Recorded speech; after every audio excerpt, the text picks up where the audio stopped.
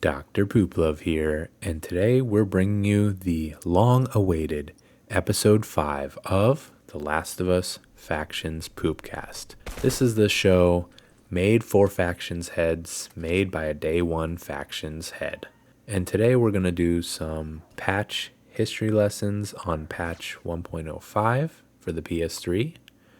We're going to talk about whether the burst rifle is OP or not. And of course, we're going to end with a little segment on Factions 2 and where it is.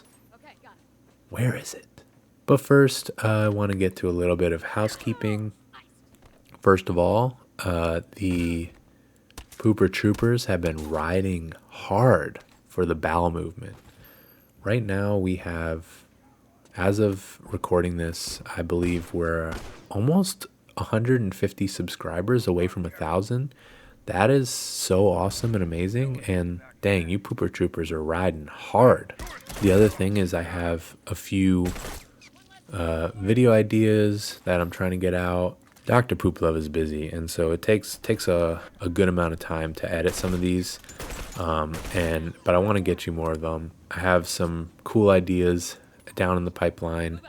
It's just a matter of making sure I have the right footage and getting that edit done. So stay tuned for some cool new upcoming videos. But also, I do stream most Mondays around 5 Eastern Standard Time. And it's a lot of fun. You should check it out. There's a lot of inside jokes. There's some guy named Pooplove Paul who is just running amok in the comments section. It's a fun time. You should stop by. But let's get right into this episode of The Last of Us Factions Poopcast, and we're going to start with a little patch history lesson. Now, in the last episode, there wasn't technically a patch 1.04, and since I want to keep it in line with the episode numbers, I skipped the history lesson, but today we're going to talk about patch 1.05, and this is a pretty meaty patch. I think it basically includes all of what was in patch 1.04, and then they just went straight to 1.05. And the main part of this patch is it brings the Abandoned Territories map pack. So this is where it added bus depot, hometown, suburbs, and bookstore. They also, and obviously this is like the first DLC maps, and you can start to see in these maps a change in the design. There's less of a home base in these maps. If you notice in like Checkpoint, you have the fire station. I forget what the other side is called, but the theater, I guess, side. And you kind of can camp out in there. Lakeside, you have the lodge, and then you have like just that whole area down at the bottom. Here, with these new maps, they kind of got rid of the home base and made it more so that you would have to traverse along. You can't necessarily just camp out in the back. Anyways, this added a DLC playlist, which this was like the beginning of the end, of course, because, well, maybe not the beginning of the end because we're still playing, but like on PS3, it was kind of the beginning of let's start splitting the player base up even more, and that was not really the best move. But again, like, I don't know what else you could do with a DLC map besides split people up because, you have to pay for it. So, but let's get into some of the other improvements that were made. I do want to say, though, it was funny because I think Bus Depot came out, but the giraffe didn't work. They had like this very special, we're going to have giraffes roaming the thing. It was like a big selling point because, we're Naughty Dog. We put that little extra into everything we do, but the giraffes didn't work.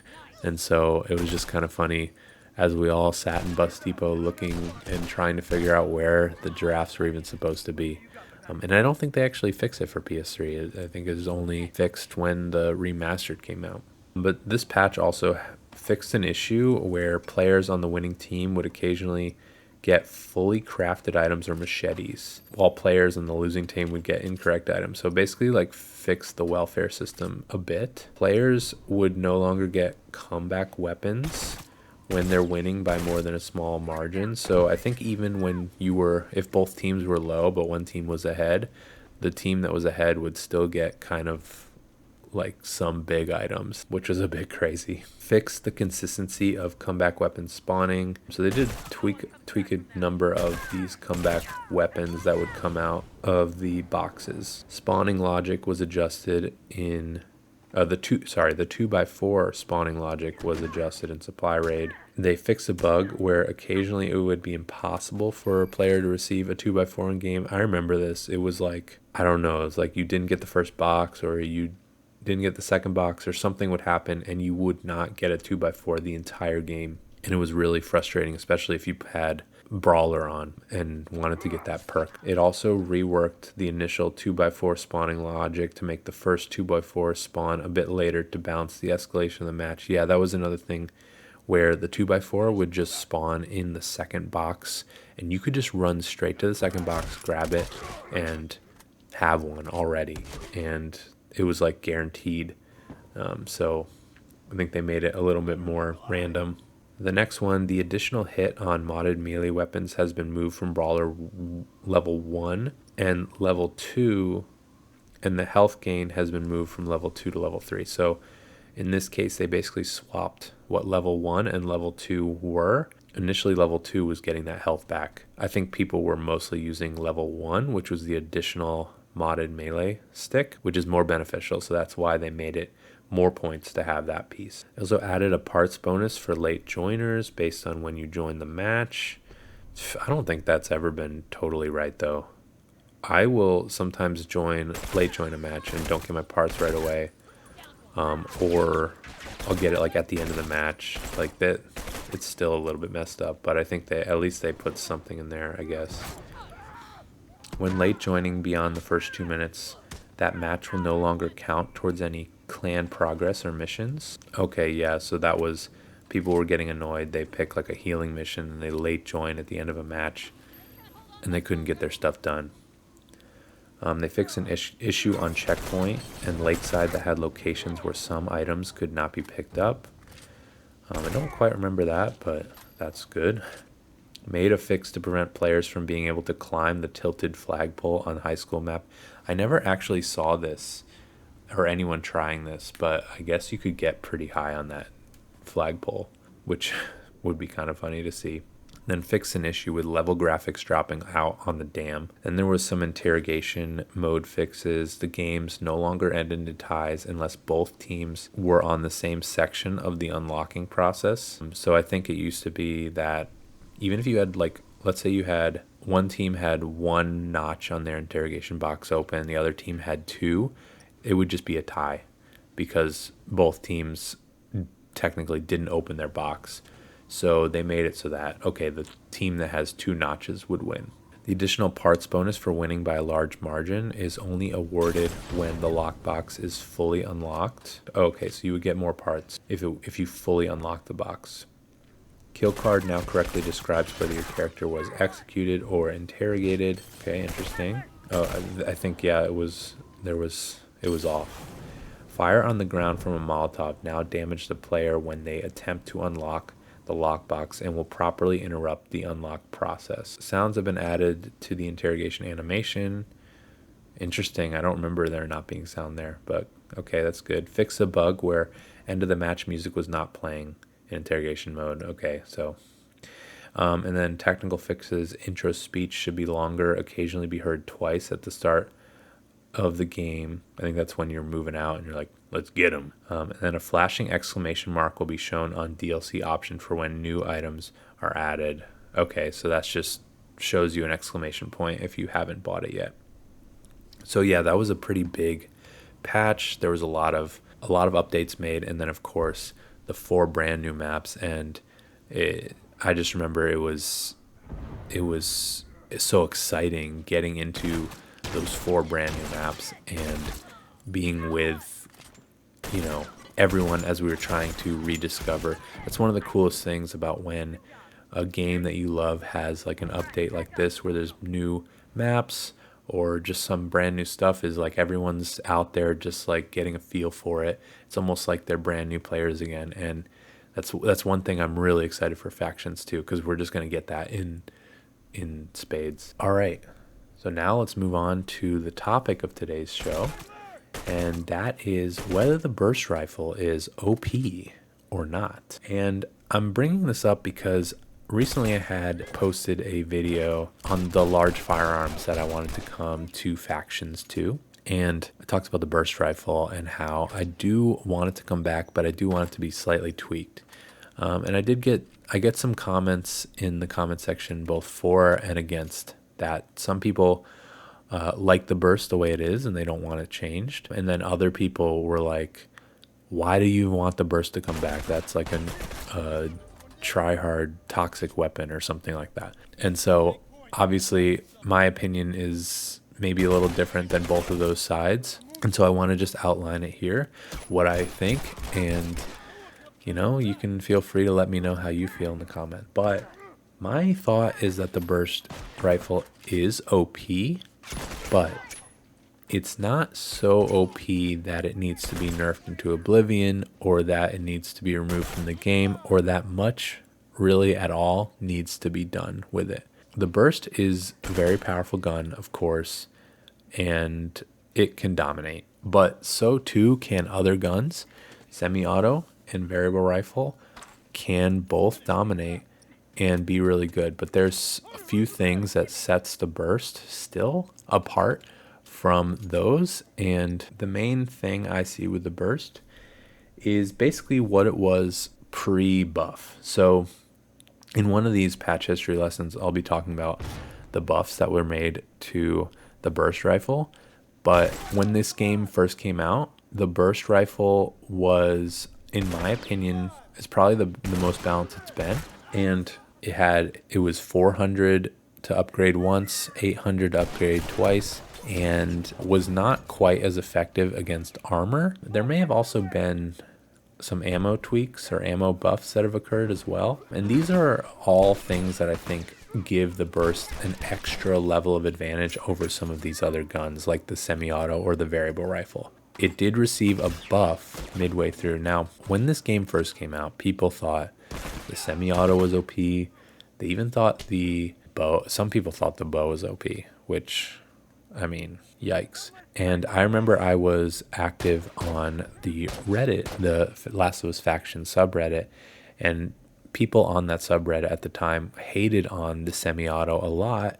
And there was kind of a counterculture movement where, oh, we don't like the semi, we're all going to use the burst. And I think it was funny because that a lot of those people, I think, ended up discovering the true potential of the burst in this period where it could just completely wreck and become a powerhouse.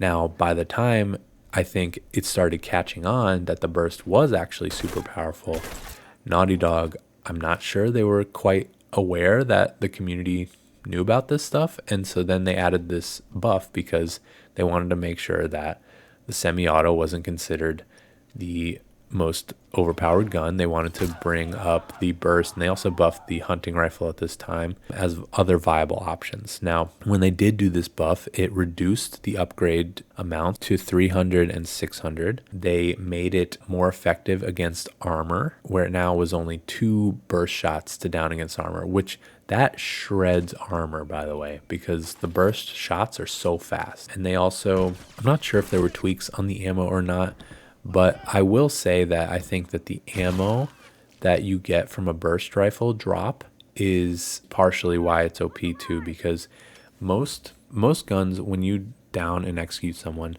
it will drop you like 2 bullets or basically barely enough bullets to get it down. You'd have to get headshots along with, like, you'd have to get headshots in your shots in order to get that down. But the burst rifle, when you down and execute someone, they drop 6 bullets, which technically is enough for 2 downs with 1 burst or 1 hold down itself. And so for this reason alone, there's just some advantages that the burst still has that I think put it in that OP category. So, I mean, for me, I think bringing it to that pre-buff level is all it really needs, just so that it's more on par with the semi-auto and the variable rifle. But it would still dominate under these conditions. I wouldn't suggest But I know that there are complaints about the headshots and its combination with Sharpshooter 3 and the health back you get from Sharpshooter 3. Now, in my opinion, that has less to do with the burst, though, and more to do with Sharpshooter 3. And so maybe removing that health perk from Sharpshooter 3 could help, and that would affect all guns. Of course, it would just affect the burst even more, because when you get so many headshots with the burst, you can basically fully heal yourself as like an invincible machine roaming through the map. So I can see that. Additionally, the burst is one of those few guns that also has a triple headshot multiplier. So the 9mm and the burst have a triple headshot multiplier, meaning if you were to get a headshot, it's triple damage, versus most other guns do double damage. So in that sense, I could also see maybe the headshot damage needs to be slightly reduced. But I think when you do that, it gets to the problem of, okay, if you were to nerf this back to pre-buff levels and then do all these things, does the burst then remain viable? And that's my biggest concern, is I want the burst to continue to be a viable option, and so you don't want to nerf it too hard. The burst is super fun to use, and it is true, and a lot of people I think will argue this, it does take skill to use the burst.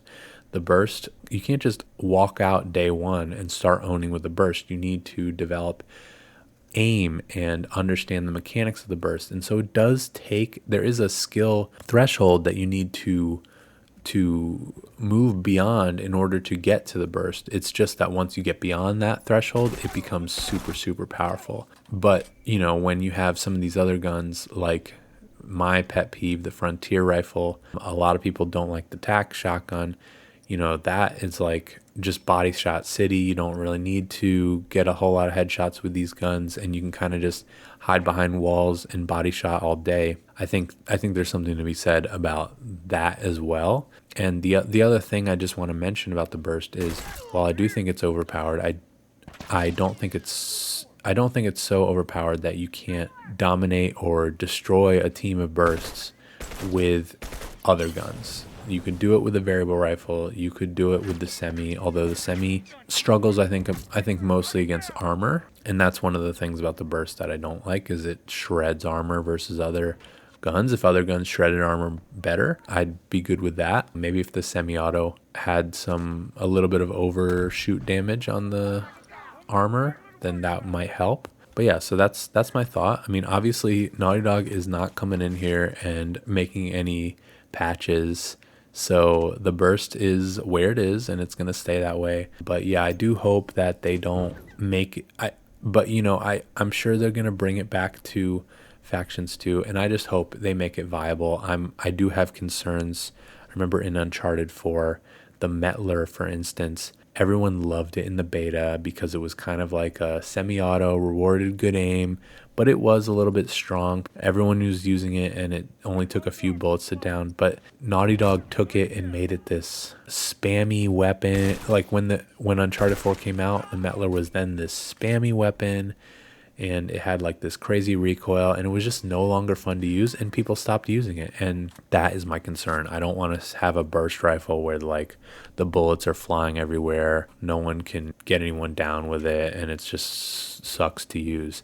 That's the last thing I want. I'd rather them bring it back the way it is, honestly, rather than have them nerf it to that crazy degree. That's where I stand on the burst, but let me know how you feel. And now finally, I want to talk about Factions 2 news. Now, really, there's not much. There has, for a while we were getting some job postings that were giving us some hints. One such is talking about how The Last of Us Factions 2 that Naughty Dog is working on a standalone multiplayer, so it's going to be standalone. But we really haven't gotten any new job postings in a while. That might be a good thing, because it might just mean they're kind of honed in on what jobs they need, and they've already decided they don't need to add more people at the moment. Could mean they're just heads down getting to work, although some of those job openings are still not filled, so there is some concern there. Like, do they have people that are doing some of these things, like the monetization economy designer.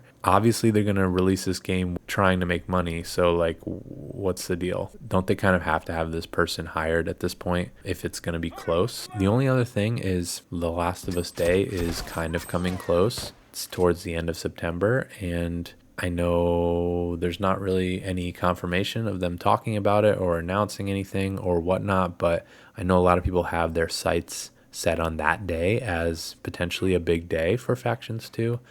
I personally have a good feeling about that day, and I think I might make a future video on that and why I think that day has some significance and why I think that we may hear something on that day, but there's nothing really beyond just having a feeling. But yeah, that's kind of where we're at with Factions 2. It's been a little slow lately. I mean, Sony in general. We haven't heard much from Sony. All these other conferences happened over the summer, E3 type conferences, and Sony hasn't really announced much in a while. So other than rumors of delays, like I don't know what's coming out for them, but I'm sure we'll hear something soon. That's the Poopcast for today. Hope y'all enjoyed. Let me know in the comments. If you have any questions, leave them down below.